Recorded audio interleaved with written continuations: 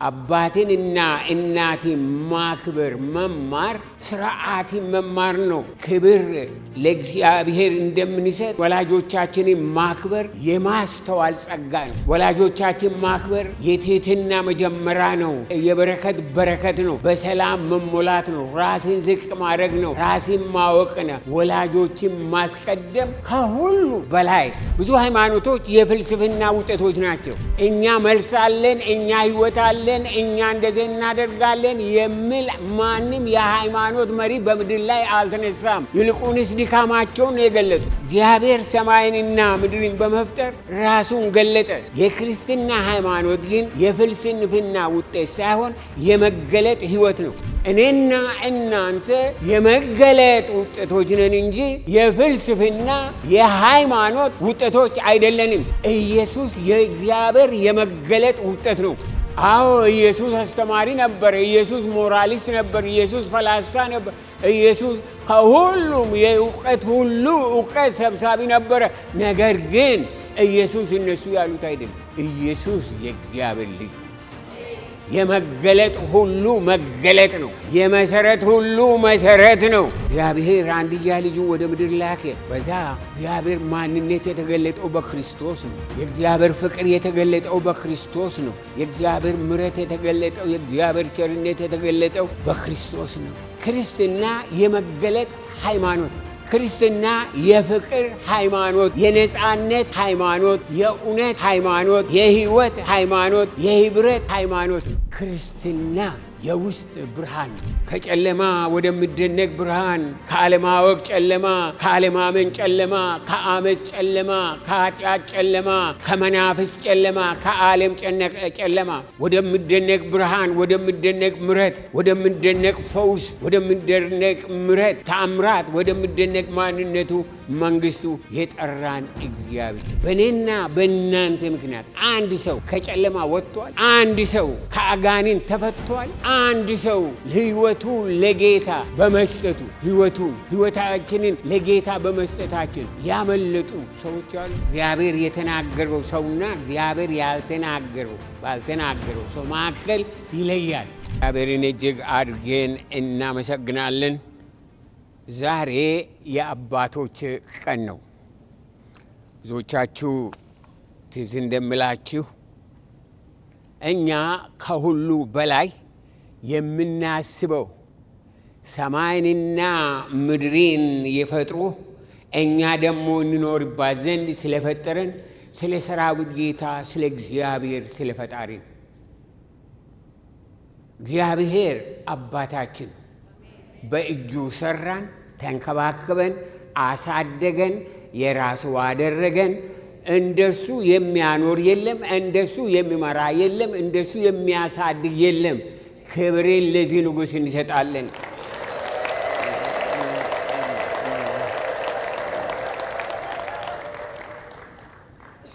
የአባቶች ቀን የሚባል በመጽሐፍ ቅዱስ ውስጥ የለም።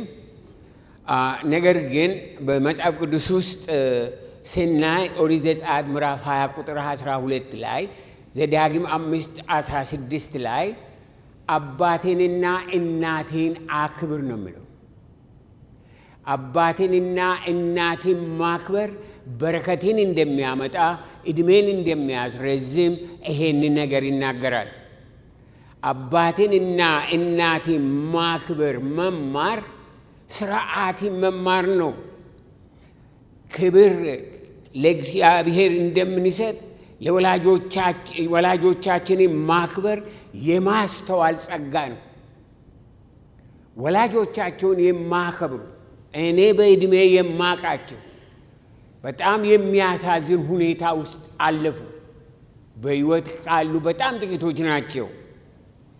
ወላጆቻችን ማክበር የትህትና መጀመሪያ ነው። የበረከት በረከት ነው። በሰላም መሞላት ነው። ራስን ዝቅ ማድረግ ነው። ራስን ማወቅ ነው። ወላጆችን ማስቀደም ከሁሉ በላይ እጅግ እንደኛ ያተማሩ ላይሆኑ ይችላሉ። እንደኛ የሚያስቡ ላይሆኑ ይችላሉ። ነገር ግን እግዚአብሔር ወላጆቻችን አደረጋቸው። አለቀ። አባቶቻችን እናቶቻችን ናቸው እና ስለዚህ በእግዚአብሔር ስም እንወዳችኋለን፣ እናመሰግናችኋለን። ሃፒ ፋዘርስ ዴይ። እንደገና ክብርን ስጡ ለወላጆች። እንደገና ደግሞ ወላጆች የሆናችሁ እዚህ ለልጆቻችሁ በጣም እንደምታስቡ ልጆቻችሁን በእግዚአብሔር ፍርሃት፣ በእግዚአብሔር ምሪት፣ በእግዚአብሔር ፍቅር እንደምታሳድጓቸው ተስፋ እናደርጋለን፣ እንጸልያለን። እዚህ ታች ያሉ እስኪ ለሕፃናቱ እጆቻችሁ ወደዛ ዘርጉ። ከ300 በላይ የሚሆኑ ሕፃናት አሉ እዛ ታች። እጆቻችሁ ወደዛ ዘርጉና እንባርካቸው። በናዝሬቱ በጌታ በኢየሱስ ክርስቶስም በአባታዊ በረከት እንባርካቸዋለን። ሕይወታቸው፣ ዘመናቸው ይባረክ። በአካሄዳቸው፣ በአስተዳደጋቸው የተባረኩ ይሁኑ። ዘመናቸው የተባረከ ይሁን። በማስተዋል ይባረኩ፣ በትምህርት ይባረኩ፣ በአካሄድ በኑሮ ይባረኩ። አንተም በማወቅና አንተም በመፍራት ይባረኩ። እግዚአብሔር ሆይ በቤታቸው በረከት ይሁን። በወላጆቻቸው ላይ በረከት ይሁን። በኑሯቸው ላይ በረከት ይሁን። የበረከት ሁሉ በረከት አንተ ነህና በክርስቶስ ኢየሱስም ተገለጥላቸው። ክብር ለአብ፣ ክብር ለወልድ፣ ክብር ለመንፈስ ቅዱስ አሁንም እስከ ዘላለምም ይሁን። እንደገና ክብርን እንስጥ ለጌታ።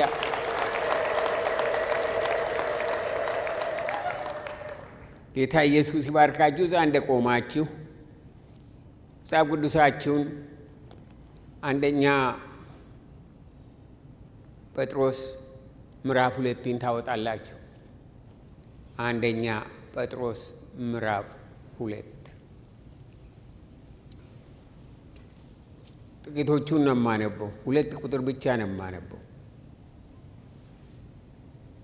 እናንተ ግን ከጨለማ ወደሚደነቅ ብርሃኑ የጠራችሁን የእርሱም በጎነት እንድትነግሩ የተመረጠ ትውልድ፣ የንጉሥ ካህናት፣ ቅዱስ ሕዝብ፣ ለርስቱ የተለየ ወገን ናችሁ። እናንተ ቀድሞ ወገን አልነበራችሁም፣ አሁን ግን የእግዚአብሔር ወገን ናችሁ። እናንተ ምሕረት ያገኛችሁ አልነበራችሁም፣ አሁን ግን ምሕረትን አገኝታችኋል እያለ ይቀጥላል።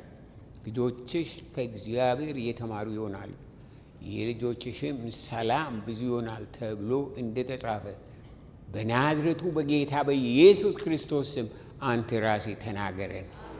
ክብር ምስጋና ለአንተ ይሁን። አሜን። እግዚአብሔር ባርካችሁ። በምድር ላይ ብዙ የተለያዩ ሃይማኖቶች፣ እምነቶች፣ አስተማሪዎች፣ የስግደት ቦታዎች፣ የሃይማኖት ስርዓቶች አሉ።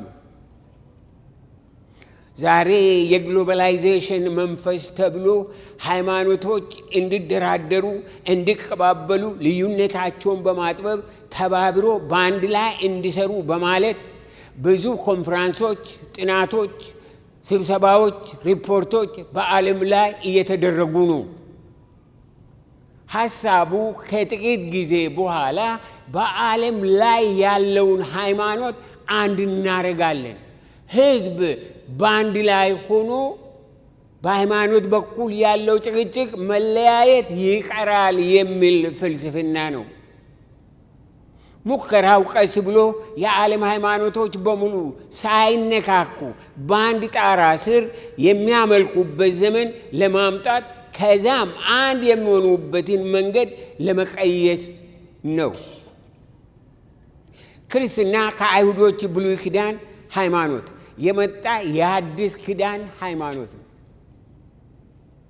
ክርስትና ከዘላለም ዘላለም እግዚአብሔር ከአብርሃም፣ ከይስሐቅ፣ ከያዕቆብ አምላክ በዚህ በመጨረሻ ዘመን በክርስቶስ ኢየሱስ የተገለጠ ከሃይማኖት አልፎም የዘላለም ሕይወትና ስጦታ ነው። ብዙ ሃይማኖቶች የፍልስፍና ውጤቶች ናቸው። በዓለም ላይ ስላሉት ሃይማኖቶች በጥልቅ ቆይቼባቸው ባላጠናም በግድ በጥናቴ አንዱ እሱ ነበረ እና በዓለም ላይ ያሉትን ሃይማኖቶች ስትመለከቱ ማናቸውም ዛሬ ናቸው የሚባሉ አይደሉም። እኛ መልስ አለን፣ እኛ ህይወት አለን፣ እኛ እንደዚህ እናደርጋለን የሚል ማንም የሃይማኖት መሪ በምድር ላይ አልተነሳም። ይልቁንስ ድካማቸውን ነው የገለጡት። እግዚአብሔር ሰማይንና ምድርን በመፍጠር ራሱን ገለጠ። ብዙ ክርስቲያኖች የፍልስፍና ሃይማኖቶች የፍልስፍና ውጤቶች ናቸው። የክርስትና ሃይማኖት ግን የፍልስፍና ውጤት ሳይሆን የመገለጥ ህይወት ነው። ይሄ ነው የክርስትና ሃይማኖት ልዩነቱ ከልዩ የሚለየው። ማንበብ እናነባለን፣ መጽሐፍን እናገላብጣለን። በቃል ይሄ በዕብራይስጥ፣ በግሪክ፣ በላቲን በተለያዩ ቋንቋዎች መጽሐፍ ቅዱስን የሸመደዱ አሉ። ነገር ግን ከኋላው መገለጥ ስለሌለ አሁንም ከእውነት የራቁ እንዳሉ አያውቁም። ሰሞኑን አንድ ስብከት ይሰማ ነበርና በጣም ከታወቀ አለ የተባለ ሰባኪ እና በጣም ገረመኝ። ይናገር ነበር፣ ስለ መንፈስ ቅዱስ ይናገር ነበርና በጣም አዘንኩለት። ይሄ ያውቃል የተባለው ይሄ ትልቅ እውቀት አለው የተባለው ሰው በቀላሉ ይሄ መገለጥ የለውም። ቤተ ክርስቲያን የመገለጥ ውጤት እንጂ የፍልስፍና ውጤት አይደለችም። እኔና እናንተ የመገለጥ ውጤቶች ነን እንጂ የፍልስፍና የሃይማኖት ውጤቶች አይደለንም። ይህንን ነገር ማወቅ አለብን ወገኖች። እግዚአብሔር እኔንና እናንተን በመፍጠር ራሱን ገለጠ። እግዚአብሔር እኔና ማለት በመጨረሻ አንድያ ልጁን ወደ ምድር በመላክ በክርስቶስ ኢየሱስ ማንነቱን፣ ፍቅሩን፣ ምሕረቱን፣ ቸርነቱን፣ ዓላማውን በመስቀል ላይ ለፍጥረት ሁሉ ገለጠ። ኢየሱስ የእግዚአብሔር የመገለጥ ውጤት ነው። ኢየሱስን አስተማሪ ነው ያሉት፣ ፈላስፋ ነው ያሉት፣ መልካም ሰው ነው ያሉት በሚሊየን በቢሊየን የሚቆጠሩ አሉ። አዎ ኢየሱስ አስተማሪ ነበር፣ ኢየሱስ ሞራሊስት ነበር፣ ኢየሱስ ፈላስፋ ነበር፣ ኢየሱስ ከሁሉም የእውቀት ሁሉ እውቀት ሰብሳቢ ነበረ። ነገር ግን ኢየሱስ እነሱ ያሉት አይደለም። ኢየሱስ የእግዚአብሔር ልጅ ነው። የመገለጥ ሁሉ መገለጥ ነው። የመሰረት ሁሉ መሰረት ነው። እግዚአብሔር አንድያ ልጁን ወደ ምድር ላከ። በዛ የእግዚአብሔር ማንነት የተገለጠው በክርስቶስ ነው። የእግዚአብሔር ፍቅር የተገለጠው በክርስቶስ ነው። የእግዚአብሔር ምሕረት የተገለጠው፣ የእግዚአብሔር ቸርነት የተገለጠው በክርስቶስ ነው። ክርስትና የመገለጥ ሃይማኖት ነው። ክርስትና የፍቅር ሃይማኖት፣ የነጻነት ሃይማኖት፣ የእውነት ሃይማኖት፣ የህይወት ሃይማኖት፣ የህብረት ሃይማኖት ነው። ሆኖም ያየናቸው አይናቸው የተያዘባቸውና ይህን እውነት፣ ይህን ህይወት፣ ይህን ነጻነት፣ ይህን በረከት በነጻ የማይቀበሉ የማይገባቸው አሉ። ይሄ ነገሩ ከእግዚአብሔር እንጂ ከሰውም አይደለም። ወንጌልን ሰምቶ እግዚአብሔር ሆይ አስበኝ፣ እኔ ራሴን ላንተ እሰጣለሁ ብሎ ራሳቸውን ከሰጡ እግዚአብሔር ከምሕረቱ የተነሳ ይገናኛቸዋል። እኔና እናንተ መልካም አድርገን አይደለም፣ መልካም ስራ ስለሰራን አይደለም ጌታ ያገናኝ የራሱ ያደረገን። ከኛ አይደለም ነገሩ፣ ከዘላለም ዘላለም ከእግዚአብሔር ነው።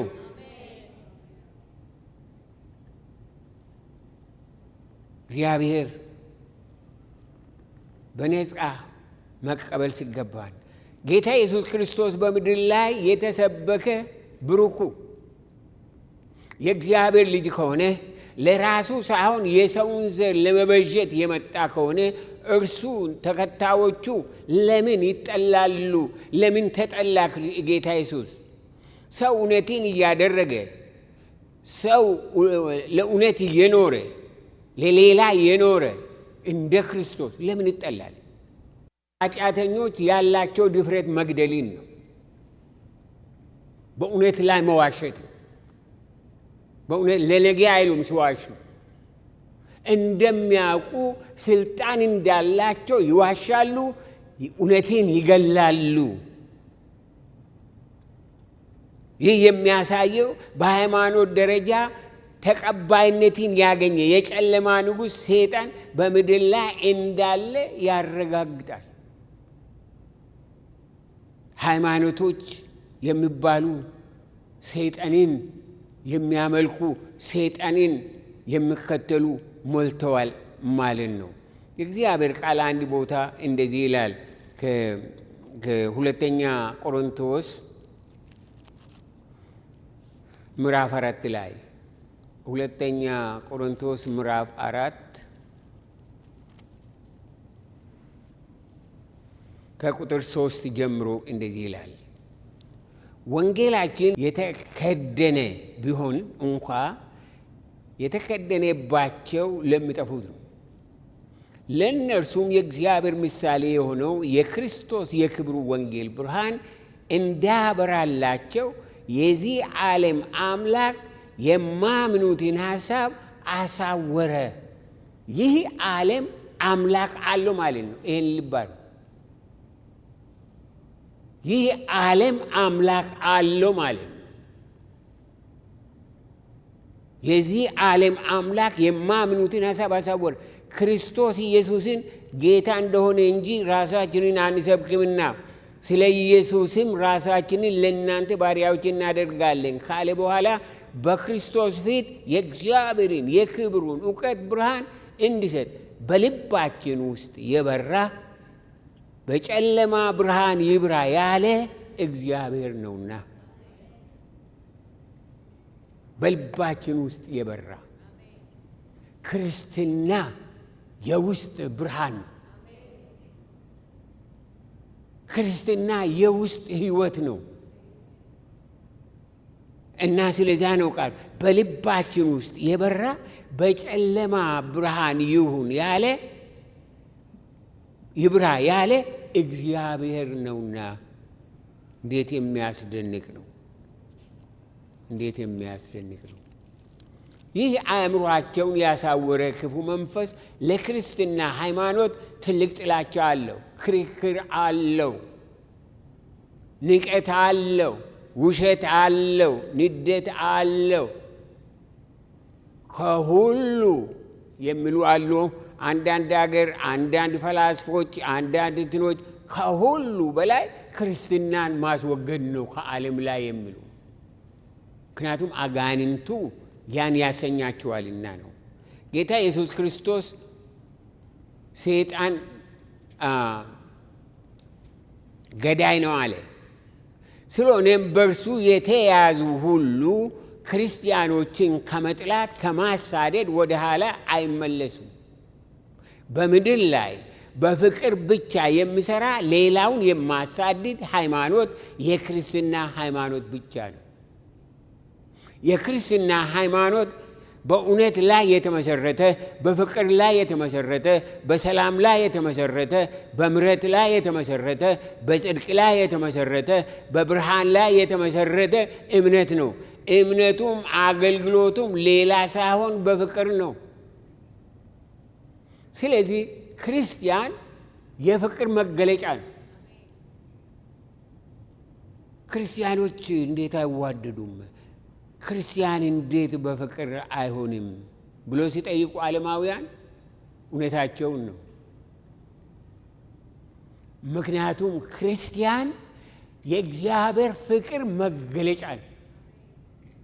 የዘላለም ምሕረት መገለጫ ነው። አዎ እና እግዚአብሔር እንደዛ ነው የጠራው፣ እንደዛ ነው የወደደው። ስለዚህ ያን ነገር ሁላችን ማወቅ ይኖርብናል ማለት ነው። በዛሬው ክፍላችን የተመለከትነው ያን ነው። በቀደሙ በመጀመሪያው ጴጥሮስ መልእክት ምዕራፍ 2 ላይ እናንተ ግን አለ ከጨለማ ወደሚደነቅ ብርሃኑ የጠራችሁን የእርሱን በጎነት እንድትነግሩ የተመረጠ የትውልድ የንጉሥ ካህናት፣ ቅዱስ ሕዝብ፣ ለርስቱ የተለየ ወገን ናችሁ። ስንቶቻችን ይሄንን እንደሆን እንደምናውቅ እኔ አላቅም። ከጨለማ ወደሚደነቅ ብርሃን ተጠርተናል። የእርሱን በጎነት እንድንነግር ተመርጠናል። የንጉሥ ካህናት፣ ቅዱስ ሕዝብ ሆነናል። ለርስቱ የተለየ ወገኖች ነን። ይሄንን መሆናችንን የምናውቅ ሰዎች ስንት እንደሆን እኔ አላቅም። ክርስቲያኖች ይሄንን ብናውቅ ለዓለም እንበቃለን። እግዚአብሔር በሕይወታችን ያደረገውን ብናውቅ ከጨለማ ወደሚደነቅ ብርሃን የእርሱን በጎነት እንድንነግር እግዚአብሔር በሕይወታችን ያደረገውን እንድንናገር እንድንመሰክር እግዚአብሔር ጠራን። ቤተ ክርስቲያን ይህንን ሌት ተቀን 24 ሰዓት መጮህ ያለባት ነበረባት። ከጨለማ ወደሚደነቅ ብርሃን፣ ከአለማወቅ ጨለማ፣ ከአለማመን ጨለማ፣ ከአመፅ ጨለማ፣ ከኃጢአት ጨለማ፣ ከመናፍስ ጨለማ፣ ከዓለም ጨለማ ወደሚደነቅ ብርሃን፣ ወደሚደነቅ ምሕረት፣ ወደሚደነቅ ፈውስ፣ ወደሚደነቅ ምሕረት ተአምራት፣ ወደሚደነቅ ማንነቱ መንግስቱ የጠራን እግዚአብሔር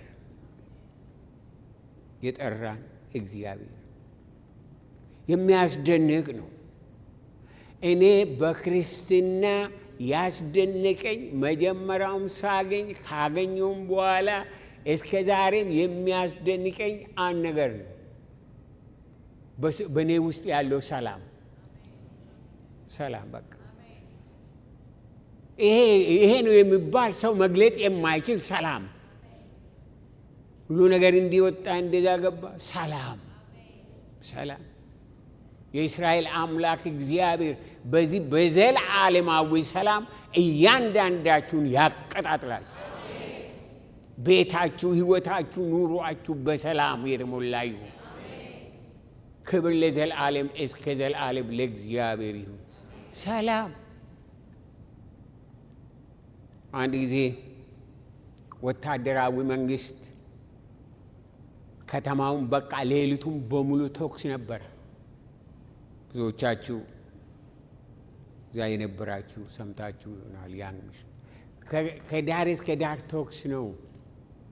እኔ ተማሪ ነበርኩኝ እና ዛን ጊዜ ሴሚናሪ እና ልክ የነሱ እንትን ደግሞ ከወንዝ ማዶ ነው የነሱ ካምፕ፣ ወታደሮቹ ካምፕ። ከዛ ተኩስ ይተኮሳል እና ከዛ ወገኖች በጣም እናምልጥ እንጂ ምናምን አሉ። እኔ ገና እንቅልፍ መካክሮኛል። በኋላ ተኝቼ መቼ ነቃው? ከነጋ በኋላ ነቃው። ዓለም በሙሉ የተገለባበጠ ይመስል ነበር። ምንም አልሆነ። እነሱ ምንም አልሆንም፣ ዝም ብሎ ሸሹ እንጂ። ሰላም። የእስራኤል ቅዱስ እግዚአብሔር ከሀብት ሁሉ ሀብት፣ ከበረከት ሁሉ በረከት፣ ከስጦታ ሁሉ ስጦታ ሰላም ነው። ሰላም በሕይወታችሁ ካለ ሌላው ማይነር ነው። ሰላም በሕይወታችን ካለ ሌላው ይመጣል ይሄዳል፣ ምንም ለውጥ የለውም። የእስራኤል አምላክ እግዚአብሔር በሰላም ወደሚደነቅ ብርሃን የጠራን፣ ወደ ምሕረቱ የጠራን፣ ወደ ታምራቱ የጠራን፣ ወደ ማንነቱ የጠራን፣ ወደ መንግስቱ የጠራን ዛሬ ሕይወታችንን በዛ ሰላም ብዙዎቻችን ጥያቄ አለን። ሁላችንም ጥያቄ አለን እንደ ሰዎች። እንደዚህ ይሄ ነገር እንዴት ይደረጋል? ይሄ እንደዚህ ይወጣል፣ እንዴት ይወጣል? እስኪ ለሰላም በሰላም በእግዚአብሔር ሰላም ነገሩን አስቡት። የተጠራችሁት የእግዚአብሔርን በጎነት አለ፣ የእግዚአብሔርን ታላቅ ሥራ፣ የእግዚአብሔርን ስጦታ፣ የእግዚአብሔርን ስም፣ የእግዚአብሔርን ፍቅር እንድታውጁ ነው። ምክንያቱም ከዛ የበለጠ በምድር ላይ ዜና የለም። በምድር ላይ እግዚአብሔርን ታላቅነት፣ የእግዚአብሔርን ሰላም፣ የእግዚአብሔርን ፍቅር፣ የእግዚአብሔርን እውነት ከማወጅ የበለጠ ነገር የለም። ለቤተ ክርስቲያን የተሰጣት፣ ለቤተ ክርስቲያን የተገለጠላት ይሄ ነው። በቤተ ክርስቲያን ውስጥ ያለን እኔና እናንተ በሄንበት ቦታ ይሄንን መግለጥ ነው ስራችን። ጥሪያችን ይሄንን መግለጥ፣ ጥሪያችን ይሄንን መግለጥ ነው። ወገኖቼ ጌታ ኢየሱስ ክርስቶስ ለዘላለም ለእኔና ለእናንተ ያመጣውን ሰላም ማወጅ መማር አለብን። ማወጅን መማር አለብን። የተጠራችሁት የእግዚአብሔርን በጎነት ታላቅ ሥራ እንድትናገሩ አለ፣ እንድታውጁ ነው አለ።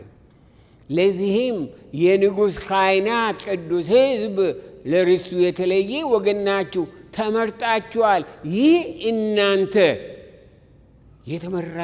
የተመረጣችሁት ክርስትና ነው፣ ሕይወት ነው እያለ ይናገራል። ትውልድን የሚመርጥ ለክህነት የሚመርጥ ለክብሩ የሚለይ ለዓላማው የሚቀድስ ለእውነት የሚያቆም እርሱ ነው። እያንዳንዳችንን ለዚህ ያበቃን የራሱ ርስት ያደረገን እርሱ ነው። በኦሪት ዘፍጥረት ላይ ምዕራፍ 12 ሁላችሁ ይሄንን ብዙ ጊዜ መልሴን መላልሴን እናነባለን። ምክንያቱም አንድ እዛ ላይ የተገለጠ እግዚአብሔር የገለጠው ነገር ስላለ ነው። ኦሪት ዘፍጥረት ምዕራፍ 12 ይህንን ከቁጥር 1 እግዚአብሔርም አብርሃምን አለው ከሀገሬ ከዘመዶችም ከአባትም ቤት ተለይተህ እኔ ወደማሳይ ምድር ውጣ፣ ታላቅ ሕዝብ አደርግሃለሁ። ታላቅ ሕዝብ መሆን ዝም ብሎ በመዋለድ አይደለም። ታላቅ ሕዝብ መሆን ታላቅ መልእክት ያለው ሕዝብ ነው። እውነተኛ መልእክት ያለው ሕዝብ ነው። እኔ ወደማሳይ ምድር ውጣ፣ ታላቅ ሕዝብ አደርግሃለሁ፣ እባርካለሁ፣ ስሜንም አከብረዋለሁ። ለበረከቴም የሚባርኩህን ይባርካለሁ፣ የሚረግሙህንም ይረግማለሁ። የምድር ነገሮች ሁሉ በአንተ ይባረካሉ።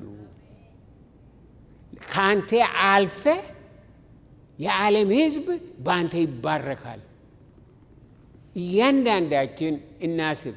የዓለም ሕዝብ ቀርቶ በእኔና በእናንተ ምክንያት አንድ ሰው ከጨለማ ወጥቷል። አንድ ሰው ከአጋንንት ተፈቷል። አንድ ሰው ሕይወቱን ለጌታ በመስጠቱ ሕይወታችንን ለጌታ በመስጠታችን ያመለጡ ሰዎች አሉ። ያመለጡ ሰዎች አሉ። ሰይጣን ክፉ ነው። አንዱ በቀደም ዕለት ደውሎልኝ ሰይጣን ቆሻሻ ነው አለ። ያም አይበቃው ሌላ እንደው ሌላ ስም ቢሰጠው ከዚህም የበለጠ እና እግዚአብሔር ታላቅ ሕዝብ አደርግሃለሁ አለ። ታላቅ ሕዝብ እንዳንሆን የሚያደርግ ምንድን ነው? ይህንን መጠየቅ ነው። እግዚአብሔር ታላቅ ሕዝብ አደርግሃለሁ አለ። ታላቅ ሕዝብ የማንሆንበት ምክንያቱ ምንድን ነው? ከወጣችሁ አለ ከተከተላችሁኝ ታላቅ ሕዝብ አደርጋችኋለሁ ነው ያለው። የሚያስደንቅ ነው አይደለ? የምረግሙንም ይረግማለሁ፣ የምድር ነገሮች ሁሉ በአንተ ይባረካሉ አለ። በአንተ እግዚአብሔር ይሄንን የሕይወት መልእክት፣ የዘላለም መልእክት፣ የሚያድን መልእክት፣ የሚለውጥ መልእክት በናዝሬቱ በጌታ በኢየሱስ ክርስቶስም በሕዝቡ ላይ ይልቀቅ። አዎ ባርካለሁ፣ ስሜንም አከብረዋለሁ። ያን ነው ያለ ጌታ። በእግዚአብሔር መመረጥ፣ በእግዚአብሔር መጠራት ብዙ ነገርን ወገኖቼ ያስጥላል። ሐዋርያው ጴጥሮስ እናንተ ቀድሞ ወገን አልነበራችሁም ማለት አልነበራችሁም። አመጣጣችሁም ባክግራውንዶች የእናንተ ባክግራውንድ የተመረጣችሁ አይደላችሁም፣ የምትታወቁ አይደላችሁም፣ እግዚአብሔርን የምታከብሩ አይደላችሁም። ታዲያ እግዚአብሔር ከምሕረቱና ከቸርነቱ የተነሳ የጠራን ሕዝብ ነን።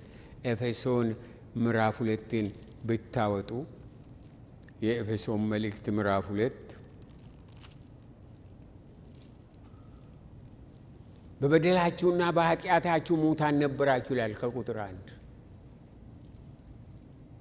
በእነርሱም በዚህ ዓለም እንዳለው ኑሮ በማይታዘዙትም ልጆች ላይ አሁን ለሚሠራው መንፈስ አለቃ እንደሆነው በአየር ላይ ሥልጣን እንዳለው አለቃ ፈቃድ በፊት ተመላለሳችሁባቸው። በእነዚህ ልጆች መካከል እኛ ሁላችን ደግሞ የሥጋችንንና የልቦናችንን ፍቃድ እያደረግን በሥጋችን ምኞት በፊት እንኖር ነበርን። እንደ ሌሎችም ደግሞ ከፍጥረታችን የቁጣ ልጆች ነበርን። ታዲያ ምን ሆነ? አሁን አመለጥ። እንዴት ነው ያመለጥ? ጌታ ውጡአልና ወጣን። ውጡአል። ከአባቲ ቤት ከዘሪ ከአገሪ ውጣል የጌታ እግዚአብሔር። ይሄ ስለ ጂኦግራፊ ሪሎኬሽን አይደለም። ነገር ግን አጋንንትን ከማምለክ እግዚአብሔር ቃል የማይቀበላቸውን ከማምለክ እግዚአብሔር ነፃ አወጣንና እሱም ማምለክ ቻልን፣ እሱም መከተል ቻልን። ስለዚህ እግዚአብሔር ለእኔና ለእናንተ ያለው ዓላማ እኔና እናንተ ለዓለም በረከት እንድንሆን ነው። ለዚች ቤተ ክርስቲያን የዚች ቤተ ክርስቲያን ጥሪ እግዚአብሔር ለዓለም ለከተማዋ ለበረከት እንድትሆን ነው።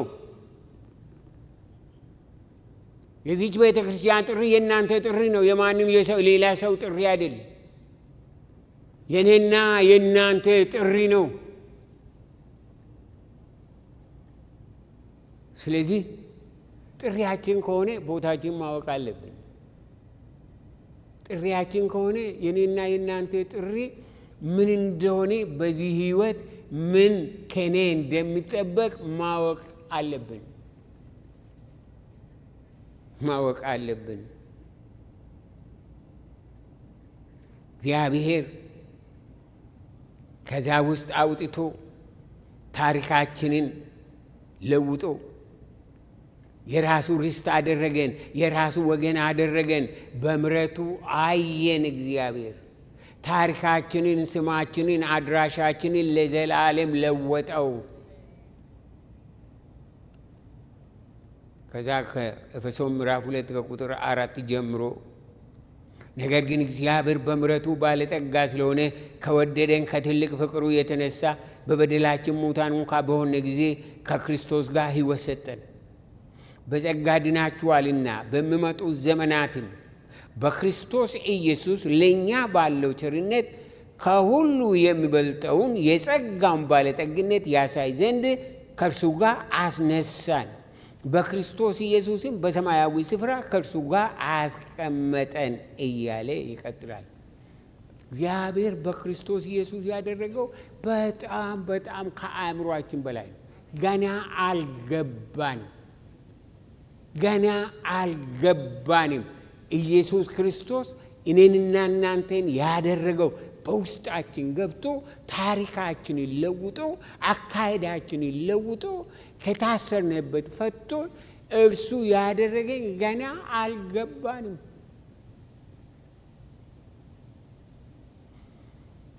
እግዚአብሔር ለዛ እኔንና እናንተን ይጠራናል። ወገኖቼ ክርስቲያን ሲባል ይህ ሁሉ በሕይወቱ የሆነ አማኝ ነው። ክርስቲያን ማን ነው?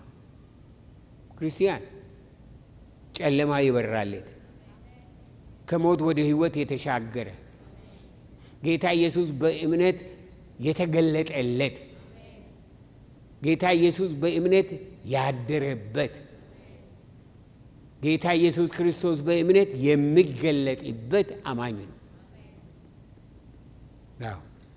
ጌታ ኢየሱስ ክርስቶስ ተገለጠለት፣ አደረበት፣ ተገለጠበት። ክርስቲያን ያ ነው። ክርስቲያን ስለተጠመቀ ወይም ደግሞ ወላጆቹ ክርስቲያኖች ናቸው ስለተባለ ክርስቲያን አይደለም። ክርስቲያን ሊሆን አይችልም። እንደዚህ አይደለም። መጽሐፍ ቅዱስ እንደሱ አያስተምርም። እሱ መልካም ነው፣ ልምዱ ምናምን ማድረጉ ጥሩ ነው። ነገር ግን አይኮንም። በቃ አለቀ። ብርሃን በውስጣችን ሲበራ ነው ክርስቲያን የምንሆነው። ኢየሱስ ክርስቶስ በውስጣችን ሲያድር፣ ኢየሱስ ክርስቶስ በውስጣችን ሲነግስ፣ ኢየሱስ ክርስቶስ በውስጣችን ሲከብር፣ ኢየሱስ ክርስቶስ በውስጣችን ሲናገር፣ ያን ጊዜ ነው ክርስቲያን የምንባለው። ክርስቲያን ጨለማ ይበራለት ነው። ክርስቲያን ከሞት ወደ ሕይወት የተሻገረ ነው። በእምነት ጌታ ኢየሱስ የተገለጠለት ያደረበት የሚገለጥበት ይቺ ቤተ ክርስቲያን የምትሆነው ይሄ ነገር በእኔና በእናንተ ሕይወት ቦታ ሲያገኝ፣ መልስ ሲያገኝ፣ ለዓለም ሁሉ መልእክት ሲኖረን ነው።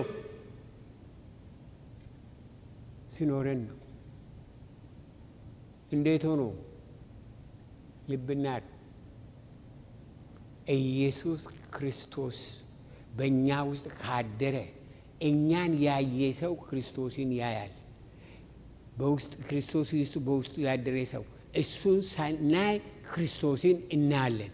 ክርስቶስ የማይታይበት፣ ክርስቶስ የማይናገርበት፣ ክርስቶስ የማይነግስበት ያ ህይወት ወገኖቼ በጣም በጣም ጥያቄ ውስጥ ያለው ህይወት ነው። ጥያቄ ውስጥ ያለው ህይወት ነው።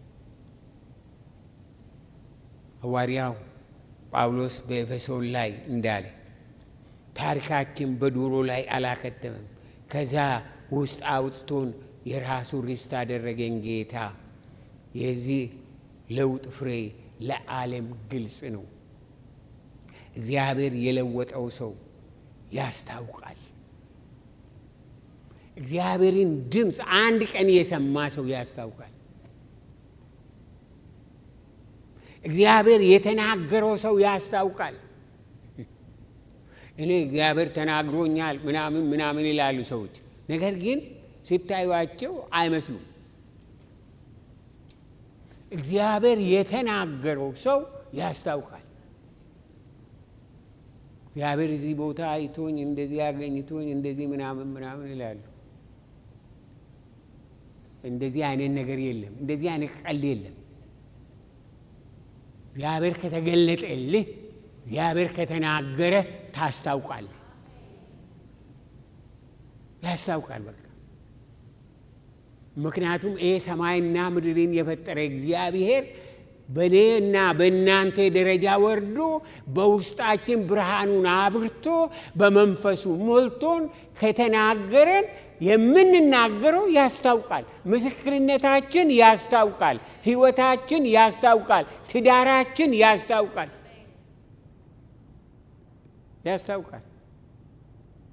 ምንም ጥያቄ የሌለው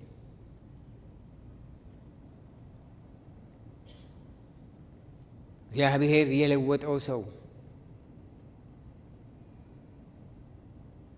ያስታውቃል ወገኖቼ። ፍሬ አለው። ፍሬው ምንድን ነው? በገላትያ በሐዋርያው ጳውሎስ መልእክት ወደ ገላትያ ሰዎች ምዕራፍ 5 ብናወጣ ምዕራፍ 5 ከቁጥር 16 እግዚአብሔር የተናገረውና እግዚአብሔር ያልተናገረው መካከል ይለያል። እግዚአብሔር የተናገረው ሰውና እግዚአብሔር ባልተናገረው ሰው መካከል ይለያል። ግልጽ አድርጉ። እንዲህ እኮ ነው። በቁጥር 16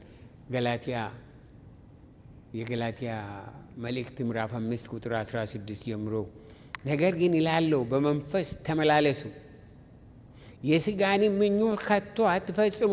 ሥጋ በመንፈስ ላይ መንፈስም በሥጋ ላይ ይመኛልና እነዚህም እርስ በርሳቸው ይቃወማሉ። ስለዚህም የምትወዱትን ልታደርጉ አትችሉም። በመንፈስ ብትመሩ ግን ከሕግ በታች አይደላችሁ። የሥጋ ሥራም የተገለጠ ነው።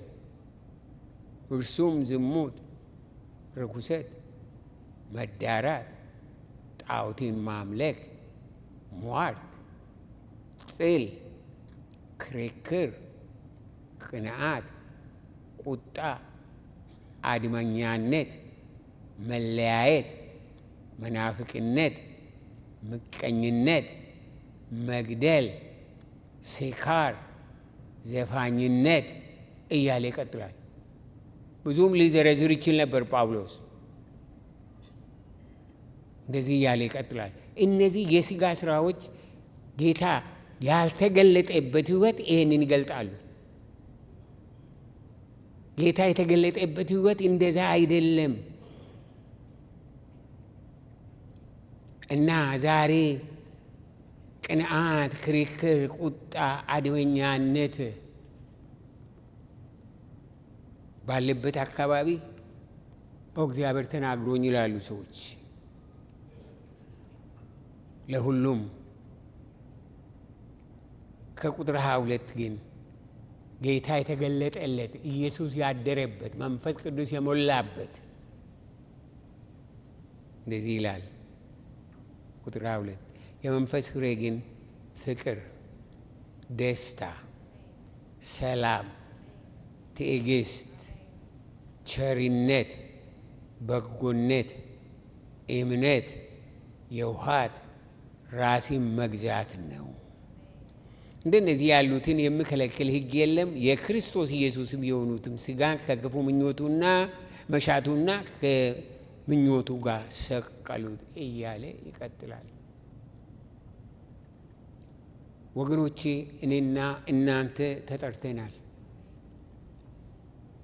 የተጠራነው የንጉሡን ክብር ለመግለጥ የንጉሡን መልእክት ለዓለም ለመግለጥ የንጉሡን ቸርነት የንጉሡን ምሕረት በዓለም ላይ ለመግለጥ ነው።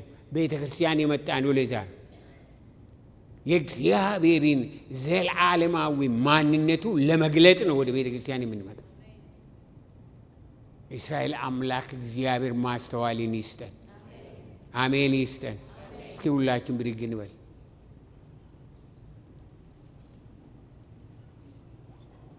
ሁላችን ብድግ እንበል። ዛሬ እኔንና እናንተን ጌታ ኢየሱስ ክርስቶስ ደስ ወደ ተሰኘበት የመንፈስ ፍሬ ወደሚገለጥበት ሕይወት የመንፈስ ፍሬ ፍቅር፣ ሰላም፣ ደስታ፣ የዋህነት፣ ርኅራኄ እነዚህና የመሳሰሉት የሚገለጥበት ሕይወት በናዝሬቱ በጌታ በኢየሱስ ክርስቶስም በእኔና በእናንተ ላይ ዛሬ ይገለጥ። በክርስቶስ ኢየሱስ ስም ይገለጥ። ከእግዚአብሔር ቃል ውጭ የሆነ እግዚአብሔር የማይመሰገንበት እግዚአብሔር የማይከበርበት እግዚአብሔር በምድር ላይ እኔና እናንተን የጠራበት ምክንያት የማይገለጥበት ነገሮች በሙሉ በናዝሬቱ በክርስቶስ ኢየሱስም ከኛ ይራቁ። ዛሬ ሙላቱ ይምጣ። ዛሬ መገለጡ ይምጣ። ዛሬ በጸጋው ይምጣ። የክርስቶስ ኢየሱስ ሙላት በእያንዳንዳችን ላይ፣ በቤታችን ላይ፣ በኑሯችን ላይ፣ በጥሪያችን ላይ ይገለጥ። ይገለጥ በጌታ በኢየሱስ ስም ይገለጥ። ያ ብርሃን በውስጣችን ይብራ። የፍቅር ብርሃን፣ የሰላም ብርሃን፣ የእውነት ብርሃን በክርስቶስ ኢየሱስም በውስጣችን ይብራ። እግዚአብሔር ሆይ ይህንን ስለምታደርገው እጅግ አድርገን እናመሰግንሃለን። ክብር በሰማይ ክብር በምድር አሁንም እስከ ዘላለምም ላንተ ይሁን። እስኪ ጌታን አመስግኑት። እግዚአብሔር ይመስገን፣ እግዚአብሔር ይመስገን፣ እግዚአብሔር ይመስገን። እግዚአብሔር አየን፣ እግዚአብሔር አሰበን፣ እግዚአብሔር ጠራን፣ እግዚአብሔር የራሱ አደረገን። አሁን እኔና እናንተ ወገኖቼ መሰጠት በቃ መሰጠት፣ በጌታ ሰላም መሞላት፣ በጌታ ሐሳብ መመላለስ፣ መሰጠት፣ ያ ነው ጌታ ከኔና ከናንተ ዛሬ የሚጠይቀው። ክብር ለዘላለም እስከ ዘላለም ለስሙ ይሁን። እግዚአብሔር ሆይ እጅግ አድርገን እናመሰግንሃለን። አንተ አየህን፣ አንተ ጠራህን፣ ካህናት አደረግከን። እግዚአብሔር ሆይ እንደ ካህናት አክት እንድናደርግ፣ እንደ ካህናት እንድንመላለስ፣ እንደ ካህናት እንድንባርክ፣ እንደ ካህናት እንድንኖር በክርስቶስ ኢየሱስም እርዳን። የካህናት ጸጋ በላያችን ላይ በእያንዳንዳችን ላይ ይገለጥ። በሕይወታችን ላይ በቤታችን ላይ የካህናት ጸጋ ይገለጥ። እግዚአብሔር ሆይ በመውጣታችን በመግባታችን የካህናት ጸጋ በእያንዳንዳችን ላይ ይገለጥ። በዚህ ጉባኤ ላይ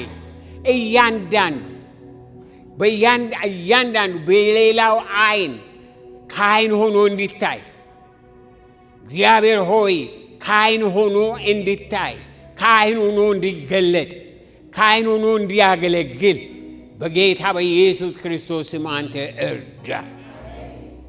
ክብር በሰማይ ክብር በምድር አሁንም እስከ ዘላለምም ላንተ ይሁን። በጌታ በኢየሱስ ክርስቶስ ሕያውና ዘላለማዊ ስም እግዚአብሔር ሆይ እጅግ አድርገን እናመሰግናለን። ይህንን ጉባኤን አንተ ያዘው። እግዚአብሔር ሆይ ወደ ጠራኸው ጥሪ ክተተው። በዘላለማዊ ሰላም በዘላለማዊ ማስተዋል ሕይወታችን የተሞላ ይሁን በክርስቶስ ኢየሱስ ስም አሜን። እግዚአብሔርን እጅግ አድርገን እናመሰግናለን።